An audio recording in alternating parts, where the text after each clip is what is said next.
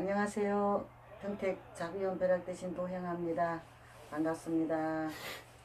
오늘 이야기는요, 아주 오래전에 있었던 이야기예요. 아주 오래전에. 이것도 어디서 일어났냐면은 대구에서 일어난 일이었거든요. 이제 오래전에, 이제 옛날에는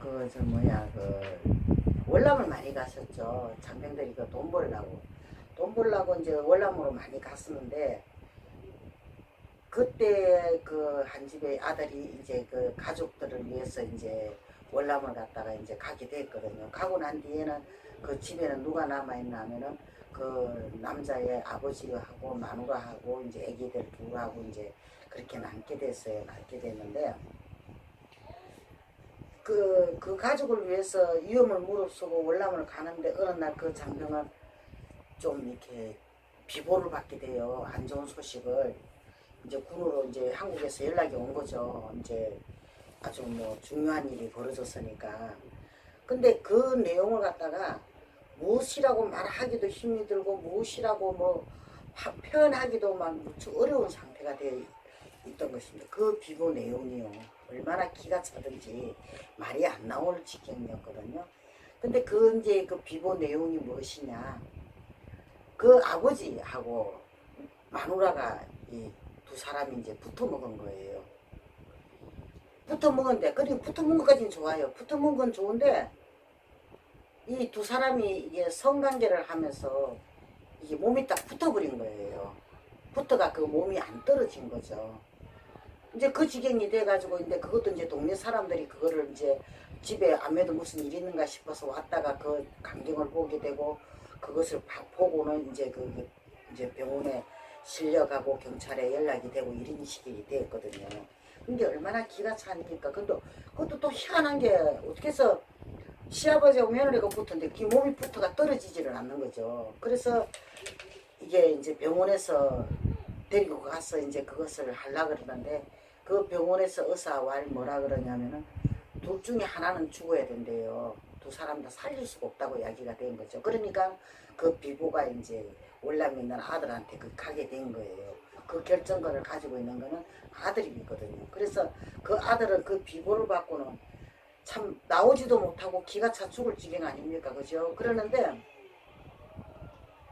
이제 고민은 되죠. 되기는 되는데 이걸 뭘 어떻게 이게 뭐 생각을 하고 말고 할 것도 없이 아들은 어떻게 말도 할 수 없는 어이없는 일이 벌어지고 나니까 창피해서 어디 누구한테 말도 못할 지경이잖아요. 그런데 결정을 내리긴 내려야 되잖아요. 그래서 이게 아들이 이게 막 뒤도 안 돌아보고 고민도 안 하고 그 자리에서 바로 결정을 내리는 게 어떻게 결정이 내리냐고요? 아버지를 선택을 한 거죠.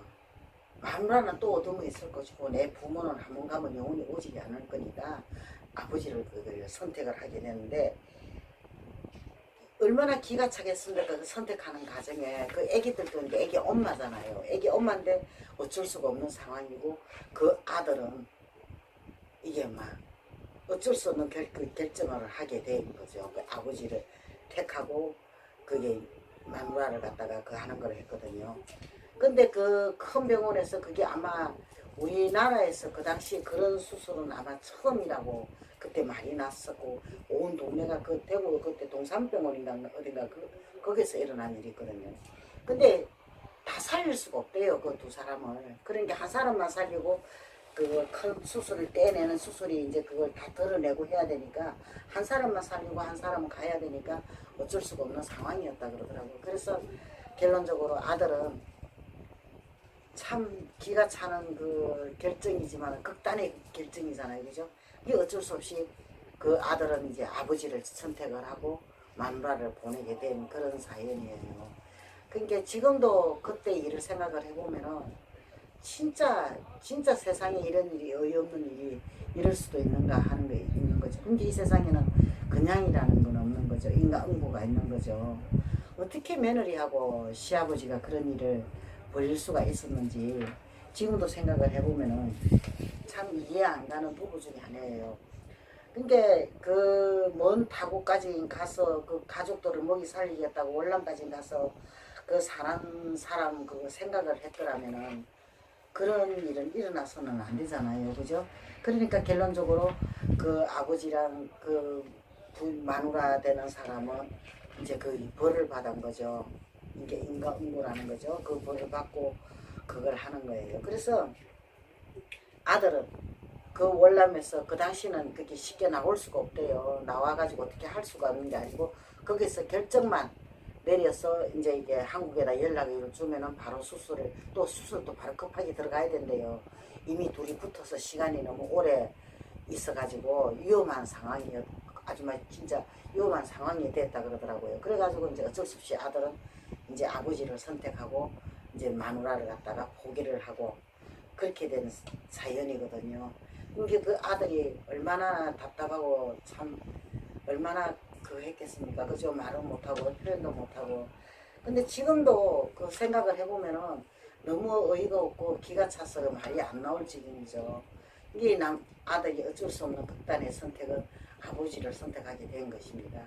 근데 오늘 이야기도 좀 세상에 이런 일이 가고 이런 일이 또 있을 수 있더라는 이야기를 해드리고 싶어서 참 오래전에 일어났던 일이거든요. 이야기를 전해드립니다. 자, 고맙습니다.